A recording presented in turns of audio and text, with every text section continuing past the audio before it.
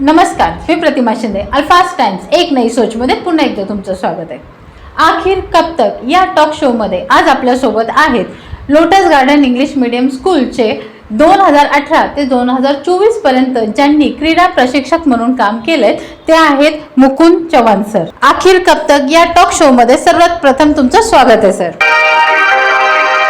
सर्वात प्रथम मुकुंद सर, तुम्हाला कल्पना असेलच की गेली 4-5 महिने lotus garden English medium school याबद्दल आम्ही काही ना काही जी माहिती आहे सर्व पालकांसमोर जनतेसमोर आणत आहोत आणि त्याच रिगार्ड्स आमच्याकडे काही क्वेश्चन्स आहेत, काही प्रश्न जे आम्ही तुमच्यासोबत आज विचारणार आहोत. 10वीच्या आत्तापर्यंत 10 बॅचेस या लोटस गार्डन इंग्लिश मीडियम स्कूलमधून पास आउट आहेत. तर मला तुम्ही सांगताल का किंवा पालकांना तुम्ही कळवाल का की या 10वीचे जे बॅचेस आहेत याच्यामध्ये आत्तापर्यंत किती असे विद्यार्थी आहेत जे वेल सेटल आहेत आणि क्लास 1 ऑफिसर म्हणून आज काम करत आहेत? सर्वात प्रथम तर अल्फा टाइम्सचे धन्यवाद. आपण या कार्यक्रमाकरिता मला आमंत्रित केलं आणि आपण जे प्रश्न मांडताय पालकांसमोर किंवा इतरही शाळेच्या बाबतीत असतील किंवा इतरही शाळा अनधिकृत अधिकृत असतील तिथे पालकांनी काय लक्ष द्यायचं आहे मुलाचं ॲडमिशन घेताना त्या बाबतीत तुम्ही त्यांना जागरूक करताय त्याबद्दल धन्यवाद.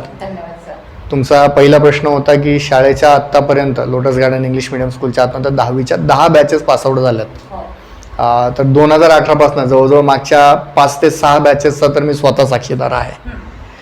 पण माझ्या ऐकिवात किंवा माझ्या पाहण्यात असा कोणताही मुलगा आलेला नाही की जो उच्च शिक्षित हाय क्लास किंवा डॉक्टर इंजिनियर क्लास 1 ऑफिसर्स अगदी बेसिकली मिलिटरी फोर्सेस पोलीस फोर्सेसपर्यंत पोहोचलाय हे माझ्या ऐकिवात नाही आहे किंवा माझ्यापर्यंत असं कोणी आलं नाही आहे. इव्हन क्रीडा प्रशिक्षक म्हणून याच्यामध्ये महत्त्वाची भूमिका माझी होती, पण तरीसुद्धा असं कोणी माझ्यापर्यंत आजपर्यंत आलेलं नाही आहे. सर, 10 वर्षात एकही विद्यार्थी क्लास 1 ऑफिसर किंवा वेल सेटल नाहीये, तर तुमच्या मते असं का झालं? कारण एकही विद्यार्थी असू नये हा प्रश्न आहे ना. या प्रश्नाचं उत्तर मॅम मी याच शब्दात देईल की शाळेचा शैक्षणिक दर्जा काय आहे, मुलगा नर्सरीपासून 10वीपर्यंत काय शिकतो हा त्याचा बेस पुढे त्याला 11वी आणि 12वी करता मार्गदर्शक ठरतो. त्याला पुढच्या त्याच्या करिअरची दिशा ही 9वी 10वीच्या पायरी असते ती करून घ्यावी लागते. माझ्या मते तीच कुठेतरी कमकुवत असल्यामुळे मुलाला पुढे काही करता येत नाही. कारण हे बेसिक झालं. आपण 1ली ते 10वी हेच एज्युकेशन जर माझं स्ट्रॉंग असेल तरच मी माझं करिअरिस्टिक जे म्हणतो की बाबा 12वी नंतरचं माझं सायन्सचं करिअर असेल, आर्ट्सचं असेल, कॉमर्सचं असेल, क्रीडा क्षेत्रातलं करिअर असेल, पण माझं जर बेसिकच क्लिअर नाही आहे, जसं की मी 9वी 10वीपर्यंत आलोय तरी मला रीडिंग येत नाही आहे, मला इंग्लिशमध्ये लिहिता येत नाही, वाचता येत नाही, बोलता येत नाही, तर मी पुढं करिअर कसं करेल? काहीतरी करून किंवा कोणत्या तरी कॉलेजमध्ये 11वी 12वीचं कसं तरी अगदी शेवटच्या लिस्टपर्यंतची वाट पाहून मला ॲडमिशन मिळतंय, वेटिंग लिस्टमध्ये जाऊन मला ॲडमिशन मिळते, मी कुठेतरी 11वी 12वी पासआउट होतोय आणि त्याच्यानंतरचं काय मला काहीच माहीत नाही. ती मुलं कुठे जातात, कुठे हरवतात, कुठल्या गर्दीत असतात या बाबतीत आम्हाला काहीच माहीत नाही.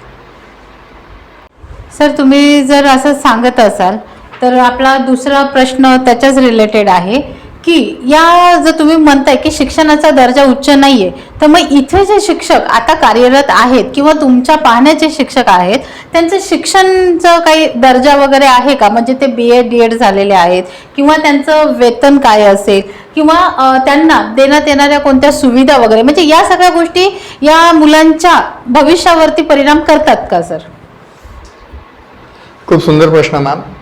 या संदर्भात मी एकच सांगेल की शाळेचा जवळजवळ 40 ते 50 शिक्षकांचा एकूण स्टाफ आहे. शाळेचा जो एकूण स्टाफ आहे हा 40 ते 50 शिक्षकांचा स्टाफ आहे, इन्क्लुडिंग ब्रांचेस असतील किंवा ऑदर असतील. यापैकी किती शिक्षक DED BED पासआउट आहेत हा महत्त्वाचा विषय राहील किंवा संशोधनाचा विषय असेल. ॲज अ मॅनेजमेंटला माहिती असावे किती शिक्षक आमचे क्वालिफाईड आहेत की आम्ही इव्हन शासकीय पोर्टलवरती आम्ही किती शिक्षक दाखवतोय आणि कोणते शिक्षक दाखवतोय जे उच्च शिक्षित आहेत. उच्च शिक्षित म्हणण्यापेक्षा अशा किती शिक्षकांना इंग्लिश मीडियम स्कूलला शिकवण्याचा अनुभव आहे आणि त्यांना इंग्लिश कितपत येतं हा खूप महत्त्वाचा मुद्दा राहील. हे आमचे पालकही खूप चांगल्या प्रकारे सांगू शकतील की पालकांचं कम्युनिकेशन आणि शिक्षकांचं कम्युनिकेशन हे कोणत्या भाषेत होतं किंवा विद्यार्थ्याचं कम्युनिकेशन आणि शिक्षकाचं कम्युनिकेशन, टीचर पॅरेंट्स जो कनेक्ट म्हणतो आपण तो कधी कुठल्या लँग्वेजमध्ये झाला हे तर पालक स्वतःच सांगू शकतील किंवा पालक अवेअर आहेत त्या बाबतीत आमचे की आम्हाला इंग्लिशमध्ये कम्युनिकेशन किती होतं शाळेत. शाळा जरी इंग्लिश मीडियम जरी असली तरी त्यांना एज्युकेशन त्या लेवलचं देत आहे का? तर राहिला स्टाफचा प्रश्न, तर स्टाफचं क्वालिफिकेशन त्या लेवलचं आहे का, ह्याची विचारणा कधी कुठल्या पालकांनी संस्थेला केली की नाही केली याची माहिती नाही मला तरी पर्सनली.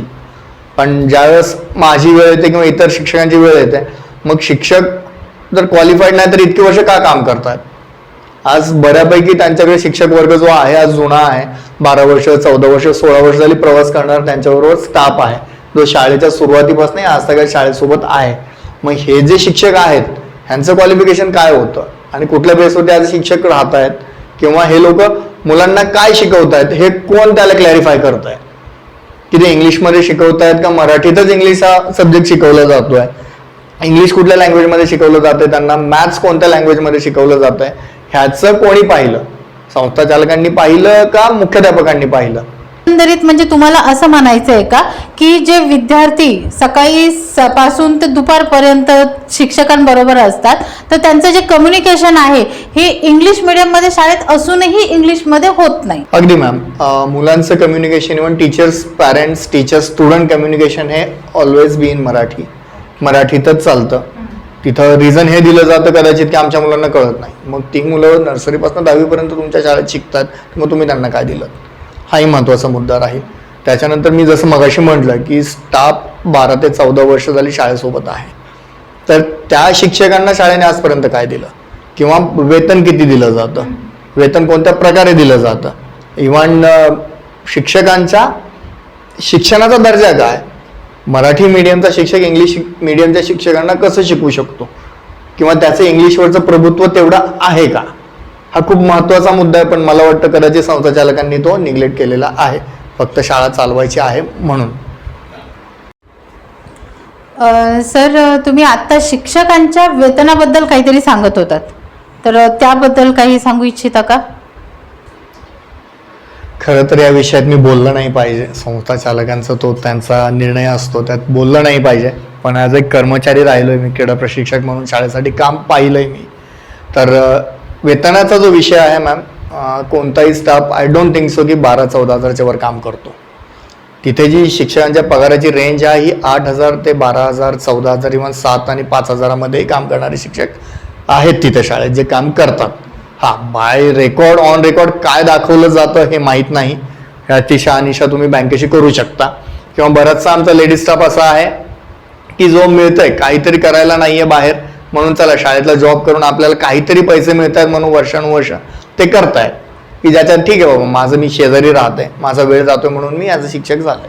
म्हणजेच एकंदरीत आपण असं समजू शकतो का की इथे फक्त शिक्षणाच्या नावाखाली एक व्यापार चालवला जातोय आणि जे शिक्षक येत आहेत ते एक स्वतःचा वेळ कुठेतरी घालवावा यासाठी येत आहेत? या व्यतिरिक्त सर मला एक उत्सुकता आहे जाणण्याची की हे जे शिक्षक येतात शाळेमध्ये शिकवण्यासाठी ते स्वतःचे ट्युशन्स काही कोचिंग क्लासेस वगैरे पण चालवतात का? या संदर्भात मॅम मी एकच माहिती देऊ शकेल, आहेत आमचे काही शिक्षक जे स्वतः घरी शिकवणी म्हणता येईल त्याला आपल्याला, कारण ट्युशन हा शब्द थोडा मोठा होईल माझ्या मते, कारण त्या लेवलचं एज्युकेशन देतात की नाही माहीत नाही. घरगुती शिकवणी चालवली जाते आणि ज्या शाळेच्या मुख्याध्यापिका आहेत त्यांची तर तुम्ही स्वतःच बातमी लावलेली आहे, त्यामुळे त्या डिटेल्स माझ्यापेक्षा जास्त तुमच्याकडे आहे. धन्यवाद सर, याही प्रश्नाचं उत्तर तुम्ही आम्हाला अपेक्षितप्रमाणे दिलं, कारण आम्ही या गोष्टीवरतीही बराच अभ्यास केलेला आहे. तर मग पुढचा प्रश्न असा आहे जो सर्वात महत्त्वाचा आहे आणि कदाचित पालकांनाही हा प्रश्न किंवा याचे उत्तर माहीत असणं गरजेचं आहे. 10वीच्या जी बोर्डाची परीक्षा असते आणि आता फॉर्म घेतले असतील किंवा आता फॉर्म भरायची वेळ आलेली आहे 10वीच्या बोर्डाची, ठीक आहे, तर याच्यामध्ये त्यांनी किती फी घेतली जाते? कारण GR मध्ये शासनाने जी फी सांगितलेली आहे त्याची जी रक्कम आहे ती वेगळीच आहे, बरोबर? तर ही फी घेतली जाते का? आणि त्याच्यानंतर याचे जे दाखले दिले जातात, कारण 10वी नंतर जेव्हा मुलं शाळेत दुसरीकडे कुठे जातात पास आऊट झाल्यानंतर, तर त्यांना जे दाखले दिले जातात तर त्यावेळी ही काही रक्कम आकारली जाते का शाळेकडून? तुम्ही बोर्ड एक्झाम फी संदर्भात विचारलेला महत्त्वाचा प्रश्न, कारण की आत्ता पालकांसाठी महत्त्वाचं याच्यासाठी राहील की 2 महिन्यावरती एक्झाम आलेत, फेब्रुवारीमध्ये एक्झाम आहेत. कदाचित मला वाटतं नोटीस गेलेली असेल आता शाळेतनं, आता मी नाही आहे त्याच्यामुळे माहीत नाहीत गेल्यात की नाहीत. पण एक सांगू शकतो की शाळा जर चार्जेस त्याचे 540 रुपीज आय थिंक सो शासनाचे आहेत, तर शाळा त्याच्या अगेन्स्ट 2,000 लास्ट इयर त्यांनी 4,000 घेतले होते, पण काही पालकांनी अपोज केल्यानंतर त्यांनी ते पुन्हा 2,000वरती आणले. मग ह्या वर्षी अजून काय चार्ज करतात याची काही कल्पना आलेली नाही आमच्यापर्यंत. GR प्रमाणे शासनाने 540 रुपये फक्त एवढीच रक्कम नियोजित केलेली आहे बोर्डाचे फॉर्म भरत असताना. या व्यतिरिक्त 541 रुपयेही जरी कुठे आकारले जात असतील तर पालकांनी आम्हाला नक्कीच संपर्क साधावा. सर तुमच्याकडे येते परत. ही जे रक्कम आकारली जाते ही ऑनलाईन घेतली जाते का कॅश घेतली जाते, किंवा ही रक्कम घेतल्यानंतर कोणती पावती वगैरे असं काही दिलं जातं का विद्यार्थ्यांना? या संदर्भात एकच सांगेल मॅम, माझ्या ऐकिवात किंवा माझ्या पाहण्यात अशी कोणतीही पावती दिली जात नाही या रकमेची, आणि ही रक्कम ऑनलाईनही नाही स्वीकारली जात, ही ऑफलाईनच स्वीकारली जाते कॅशवर. पाहिलं तर मग 540 रुपये ही रक्कम कुठे, आणि चक्क 2000 रुपये म्हणजे विचार करण्यासाठी, आणि सर्वसामान्य जनतेकडे म्हणजे प्रत्येकाचीच परिस्थिती असेल असंही नाही सर. तर मग याच्या व्यतिरिक्त तुमच्याकडे काही आहे का सांगणं, म्हणजे असं दाखले वगैरे मी म्हटलं तर याबद्दल काही बोलू इच्छिता? हो नक्कीच मॅम. या संदर्भात आणखीन एक विषय असा आहे की शाळेची मान्यता ही 1ली ते 10वी आहे. प्राथमिक, पूर्व प्राथमिक आणि माध्यमिक असं शिक्षणाचं आपलं हे चालतं, म्हणजे प्रायमरी स्कूल आणि हायस्कूल हा फरक असतो. तर शाळेतर्फे दरवर्षी असं सांगण्यात येतं की 7वी पासआउट मुलाचं आता हायस्कूलला ॲडमिशन दाखवायचं आहे, तुम्हाला ॲडमिशन फी परत भरावी लागेल. म्हणून दरवर्षी जी काय 45 7वीची मुलं असतात ह्यांच्याकडनं पुन्हा एकदा 5000 रुपये ॲडमिशन फी जे आकारली जाते. अगोदर त्यांनी पहिलीच्या ॲडमिशनच्या वरती भरलेली असतानाही पुन्हा 7वी पासआउट झाल्यानंतर ती ॲडमिशन फीज पुन्हा एकदा आकारण्यात येते. त्याचं रिझन किंवा पालकांनी आजपर्यंत कोणी त्याच्यावरती बोललं नाही, कारण मुलाला पुढे शिकवायचं असतं, किंवा आजपर्यंत असे दाखले की ठीक आहे 7वी मुलगा पासआउट होऊन पुन्हा त्याचं रिॲडमिशन होतं असा कोणताही दाखला कोणत्याही पालकांसमोर आजपर्यंत आलेला नाही. किंवा तीही रक्कम ॲडमिशन फीज म्हणून संस्थेच्या अकाउंटला घेतली जाते का शाळेच्या अकाउंटला घेतली जाते हे माहीत नाही. किती मोठा घोटाळा आहे. कारण जेव्हा तुम्ही LKG UKG किंवा पहिलीत ही जर ॲडमिशन घेताय आणि डोनेशनच्या नावाने काही रक्कम देताय शाळेला, आणि 7वी नंतर परत तुमचा दाखला दिला जातो किंवा ॲडमिशन कॅन्सल करून परत त्याच शाळेमध्ये जर तुमचं ॲडमिशन घेतलं जात आहे आणि परत तुमच्याकडे पैसे मागितले जात आहेत, विचार करण्यासाठी नक्कीच म्हणजे आहे की खरंच पालकांनी यावरती विचार करावा. तर सर मला एक सांगा की याबद्दल कोणत्याही पालकाने आजपर्यंत असा प्रश्न विचारलेला नाहीये, किंवा जेव्हा सुरुवातीला आपण ॲडमिशन घेतो तर ती रक्कम त्यांना मिळालेली आहे का? मॅम मी इथे एकच म्हणेल, इथं आमच्या सामान्य पालक वर्गाचं अज्ञानपण किंवा एक डोळे झाकून विश्वास, अरे ही शाळा माझी आहे, किंवा एक संस्थेच्या जेव्हा सांगतो ती पूर्व दिशा असते पालकांसाठी, त्यांच्या मुलांचं करिअर पाहायचं असतं. त्यामुळे जर शाळेने सांगितलं की रिॲडमिशन भरायचं तर त्या पालकांनी इकडून तिकडून गोळा करायचा आणि त्याने ते भरायचं. इथे सरळ सरळ पालकांचा अज्ञानपणाचा फायदा घेतला जातो असं मी म्हणेन. खरंच आता म्हणजे जी माहिती तुम्ही दिलेली आहे कदाचित पालकांनाही कळलं असेल की काय आहे आणि काय चाललेलं आहे. पालक आता नक्कीच आय होप की जागरूक होतील आणि याविषयी नक्कीच विचार करतील. तर मग आता हा शेवटचा प्रश्न मुकुंद सर, की यामध्ये या सर्व ज्या चाललंय तर तुम्ही पालकांना काही सांगू इच्छिता का, काही संदेश? होय नक्कीच मॅम. या टॉक शोच्या माध्यमातून मी माझ्या सगळ्या पालकांना विनंती करेल की मुलांच्या ॲडमिशन संदर्भात काळजी घ्या. मुलं कुठे, आपण कोणत्या शाळेत घालतोय मुलांना, त्या शाळेच्या शिक्षणाचा दर्जा काय आहे. फक्त हे नका पाहू की ती शाळा 20 वर्ष जुनी आहे का 22 वर्ष जुनी आहे, पण हेही पहा की शाळेच्या पासआउट मुलांचं काय झालंय आतापर्यंत. नुसती शाळा जुनी आहे म्हणून ती बेटर आहे हा जो गैरसमज आहे तो कृपया पालकांनी मनातनं काढावा. मी हे नाही म्हणणार की ह्या शाळेत टाका त्या शाळेत टाका, कोणत्याही शाळेत टाका, परंतु त्याचा शिक्षणाचा दर्जा तपासून पहा. या टॉक शो नंतर मला हेही माहीत आहे की हे उघडपणे असं बोललं जाईल इथून पुढे की मुकुंद तर शाळेच्या विरोधात बोलतायत, बट त्या बाबतीत मी पालकांना एकच करेल की इथे कोणतंही माझ्या शाळेबरोबर वैयक्तिक वाद नाहीत किंवा शाळेबरोबर माझं काही नाही. मी ॲज अ क्रीडा प्रशिक्षक म्हणून शाळेसाठी कामकाज पाहत होतो. 2024च्या जूनपर्यंत पाहत होतो. जून नंतर मी शाळेच्या सेवा थांबवलेल्या आहेत. त्यामुळे शाळेच्या कोणत्याही विषयाच्या बाबतीत किंवा याच्या बाबतीत माझं काहीही देणं घेणं किंवा कुठलाही विषय माझ्यापर्यंत नाही.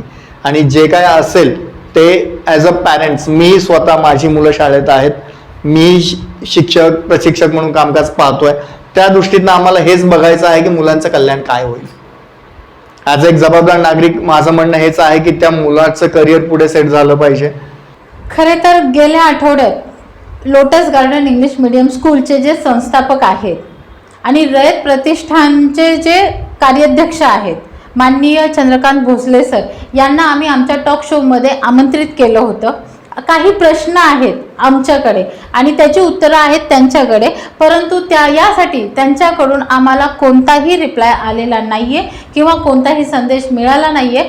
तर या अल्फाज टाइम्स टॉक शो आखिर कब तक मध्ये आम्ही पुन्हा एकदा या व्हिडिओ मार्फत त्यांना सांगू इच्छितो की त्यांनी आम्हाला नक्कीच भेट द्यावी. तर मग आखिर कब तक हा शो अशा अनेक प्रश्नांसाठी आपण चालू केलेला आहे. समस्त जनतेला एकच अशी विनंती आहे की त्यांचे बरेचसे प्रश्न आहेत हे तर आपण शाळेसाठी केलंय, पण चालता बोलता खूप सारे प्रश्न आहेत जे त्यांच्या समोर आहेत पण त्यांना मंच नाहीये. हा मंच आम्ही फक्त आणि फक्त त्यांच्याचसाठी आणलेला आहे, आखिर कब तक सर्वसामान्य जनतेच्या प्रश्नांसाठी. तर मग पुन्हा भेटूया. मी प्रतिमा शिंदे, अल्फाज टाइम्स एक नई सोचमध्ये. धन्यवाद.